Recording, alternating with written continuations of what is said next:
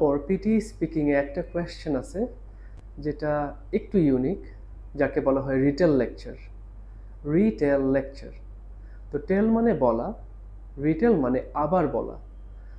তো এই কোয়েশ্চেনটাতে কি হয়, আপনাকে একটা ছোট্ট লেকচার শোনাবে, একটা শর্ট লেকচার যেটা হয়তো 1 থেকে 1.5 মিনিট। এই লেকচারটা শুনতে শুনতে আপনি লেকচারের ইম্পর্টেন্ট পয়েন্টগুলোকে নোট করে ফেলবেন।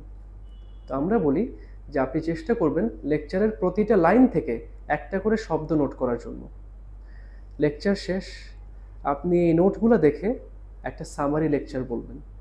তাহলে আপনি একটা বড় লেকচার শুনবেন 1 থেকে 1.5 মিনিট, লেকচার শুনতে শুনতে নোট নেবেন, নোট নেওয়ার শেষে সেই নোটগুলা একটার সাথে আরেকটা কানেক্ট করে আপনি একটা সামারি লেকচার দিবেন। লেকচার শুনবেন, ছোট্ট একটা লেকচার দিবেন। এটাই হচ্ছে রিটেল লেকচার। তো এই কোয়েশ্চেনটার যে স্পেসিফিক স্ট্র্যাটেজি এবং কীভাবে কোয়েশ্চেনটাতে আপনারা ভালো করবেন, যেহেতু কোয়েশ্চেনে 22 মার্কস, খুবই ইম্পর্টেন্ট কোয়েশ্চেন, আপনারা অবশ্যই এটা আমার নিচে দেয়া যে ক্লাসের লিঙ্কটা আছে সেখান থেকে দেখে নেবেন।